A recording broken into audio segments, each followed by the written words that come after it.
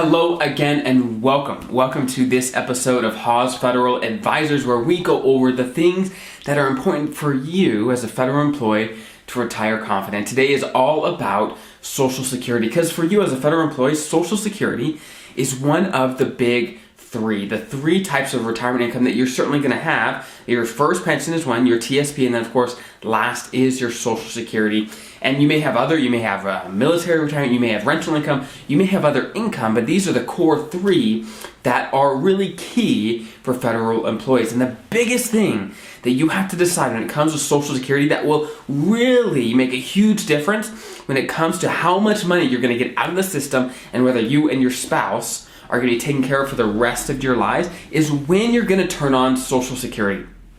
And really, there's a huge paradox that is on the internet when it comes to this topic, right? If you read the vast majority of the articles and the information that you can find on taking Social Security and deciding when to do it, the vast majority of articles say, hey, you should delay as long as you possibly can. That's what they say, okay? Now, if you look at data, right, you find that the vast majority of people, the highest percentage of people take their benefits at 62, right? So there's a disconnect here.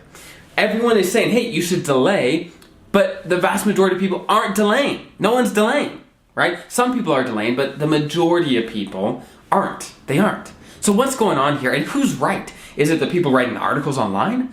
Or is it the masses where the majority of them, hey, they take it early, right? Who is right? And today we're going to talk about the main reasons why you potentially should take it at 62 or potentially you should delay. Because my opinion is there is no cookie cutter answer here.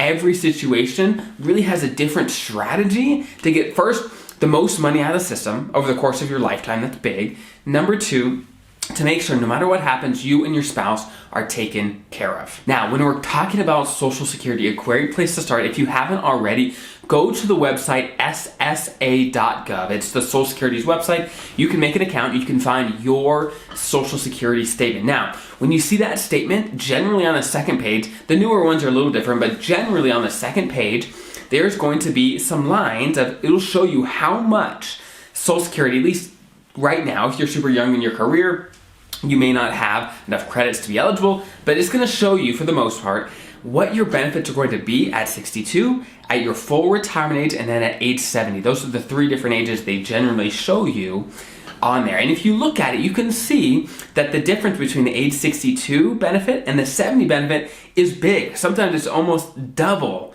between those two things, right? So, for a rough example, if your age 62 benefit is $1,000, right?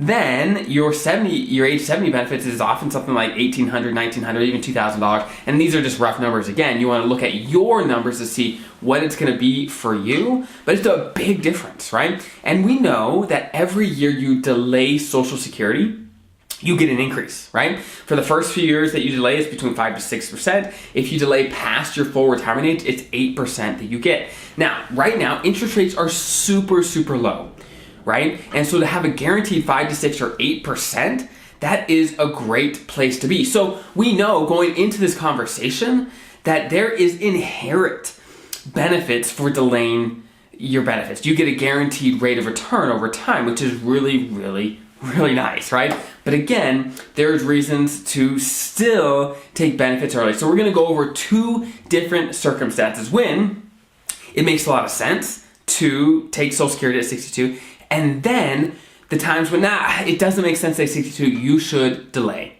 So we're going to start with the reasons why you should take Social Security early at 62. Now, okay, before we actually dig into that, I take it back. One thing you have to realize is that if you are still working, it almost never makes sense to take Social Security. Because if you are working and make more than, it's like $19,000, it changes every year, but there's a limit that once you make over that, then your benefits start being reduced. So if you're still working, whether it's a part-time job, whatever, then it rarely makes sense to take Social Security. So have that in the background of your mind as we discuss these next points. But again, right now, we're going to discuss the first reason why people may want to take benefits at 62 right away instead of delaying. And that is if you simply need the income, right? That's where a lot of these people are that do take it at 62.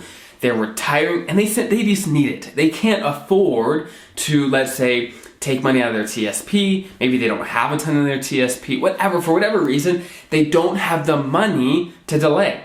And obviously that's not an ideal situation, but it happens. And if that's you, then sometimes that is the best case, right? And obviously that you will take a cut to your benefits by taking it early at 62, but still, sometimes it can make the most sense. All right, number 2, the second reason where it may make sense to take it early at 62, and that is if you're single and you have current health issues that may shorten your life expectancy, okay? Now, the reason that those two things are important is, first, when you're single, there's less variables, right? Because when you're married, I'm going to talk about this a little more later, when you're married, your benefit often affects directly your spouse's benefit if you were to pass away. So if you're single and you have current health issues that is potentially going to shorten your life expectancy, then that may be a reason to take it early so that you get as many benefits as you can while you're living, right?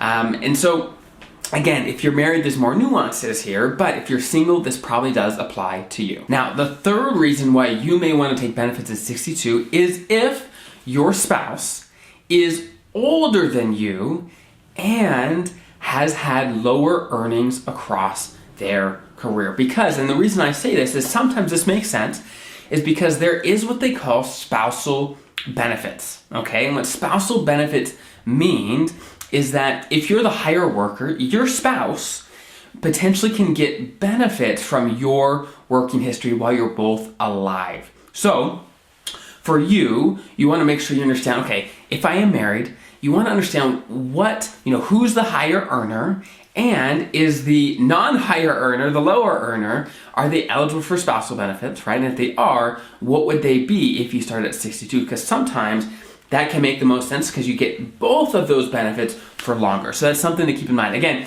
there's lots of nuances there still, but it's definitely a circumstance to keep in mind. Now, the fourth reason that you may want to take benefits right away at 62 is if you have minor children, or you have any children that have a disability. And again, there's nuances here too. It's not a situation where this always makes sense, but if you have minor children or a child with disabilities, then often they are eligible to draw significant benefits when you start your benefits. So if you start early at 62, they'll actually be able to get quite a bit of money from that as well. So that's something to look, again, at your Social Security statement, call the Social Security Administration to figure out, okay, how old are how old is your children? If your child has a disability, how would that look like? What kind of benefits would you be getting if you did take your benefits early? So that's something to keep in mind. Again, there's a lot of nuances, a lot of things to think about, but I at least want to mention it. So if that's you, if you have some minor children that are still in the home, right, or a child with disabilities, you definitely want to look into it to potentially, it may make sense to take Social Security right away and not delay. All right, now we are now going to switch over to two big reasons that I hear all the time. And these are dumb reasons that you should not take benefits right at 62. I hear these things all the time and I cringe, okay? I cringe because there's a lot of things you need to be thinking about. And that is, number one really dumb reason for taking Social Security early is that taking it later or delaying your Social Security is somehow a government ploy to pay you less money over your life expectancy, okay? And this is simply not true, right? For those that are familiar with the history of Social Security, for a good chunk of the beginning of the program, you couldn't even take benefits at 62. You couldn't take it early. That just wasn't part of the deal. It wasn't until later that they added in to help people out if they couldn't find employment in their early 60s, right? They added it in. And honestly, for Social Security's perspective, they don't really care when you take it because they run all the charts. They know exactly, on average, how long people are going to live. And so for them, it doesn't make a big difference when people take. They don't care. It's not a government ploy, okay? So that is not a reason to take benefits right at 62 because somehow it's a government ploy to try to get you to delay. That is not a factor here. Now, number two, another dumb reason that people give for, okay, I'm going to take it right at 62 is, hey, I'm going to die early, so I want to take it right away at 62. And this is kind of a dual-edged sword, where, like I was talking about before, if someone is single, then this can make a lot of sense, right? But you want to make sure that you, I guess, are confident that your health is worse than average. Because honestly, people's life expectancies are only growing. People are living longer and longer and longer, and Social Security is a great way to really get an income source that first, it's going to go raise up with inflation over time, and it gets great COLAs, right? It does. So it's a great way to really maintain a great standard of living over time, depending on your situation. So you want to make sure, okay, do you have a real health issue, or do you just think you will die early? Why are you thinking that? That's number one. And second, if you're married, sometimes if you think you're going to pass away early, sometimes that can be the exact reason to not take it at 62, to delay. And like I mentioned before, I referenced that I was going to talk about this, and now I am, is the fact that the part of the Social Security program is what they call survivor benefits. And basically what this is when one spouse passes away, the benefits that they continue getting is the higher of what their spouse was getting that passed away and their own. So for example, let's say there is a husband and wife, and this is a very stereotypical circumstance, okay? Husband and wife. The husband, let's say his benefits was $2,000 a month, okay? The wife, let's say hers was $1,000 a month, okay? Let's say the husband passes away. Well, what does the wife get? Well, the wife gets what the husband was getting because his benefit was higher. It was $2,000, okay? It's not always that way, but in this circumstance, this is the example I'm giving. So she would continue getting $2,000 a month. Her benefit of $1,000 would basically go away. She would get the $2,000 a month. So generally, what happens is the higher earner, whoever's going to have the higher Social Security benefit, it can make a lot of sense for them to delay benefits. Because let's say, what if the husband, instead of delaying, what if he took it at 62? Maybe his benefits were only $1,200, right? Well, if he passed away, then his spouse, instead of being left with $2,000, is now only left with $1,200, right? So it significantly impacts your spouse if you are the higher earner. Okay, it does. You want to be very careful that your plan, your choices that you make, doesn't put them in a circumstance where they're going to have to cut back on their standard of living over time. You don't want to put them in that circumstance. And so if you think, hey, I'm going to pass away early, then again, that may be a great reason to delay as long as you can so that you leave your spouse with as much income as you possibly can. And I know that there are so many different circumstances and situations that I really can't talk about every nuance here. But hopefully, those things that I talked about today gave you some reference and some ideas of what kind of things you should be thinking about when talking and thinking about Social Security. Again, there is an intrinsic value for delaying if you can, but it doesn't always make sense. And honestly, because there's so many nuances and pros and cons, in some circumstances, people know, hey, I want to delay Social Security, I just don't know how long, right? You can take it anywhere from age 62 till 70. That's a big range, right? Well, what if you don't know exactly when to take it? Well, there's a couple ways to approach it, right? If you're not sure. One way is like, okay, I don't think I'm going to take it right at 62, but maybe I don't want to delay all the way till 70.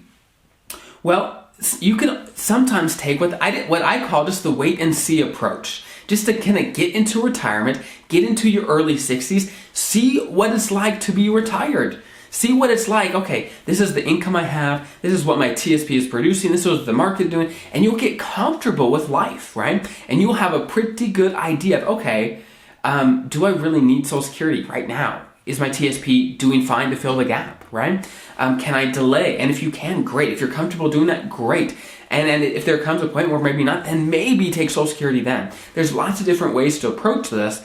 Again, there's no cookie cutter here. You want to make sure, though, that it makes sense for you and your spouse for the rest of your lives. Not just the short term, but for the rest of your life. So if you have any thoughts on Social Security or maybe what a friend did or what you did, put in the comments below. That definitely will help out the community on just sharing ideas, and it definitely helps everyone out. So I hope that was valuable, and if it was, consider subscribing, leaving us a rating on the podcast or whatever it is. It definitely helps us out and helps the whole community grow and get better and bigger all the time. So have a great rest of your day. We'll see you next time.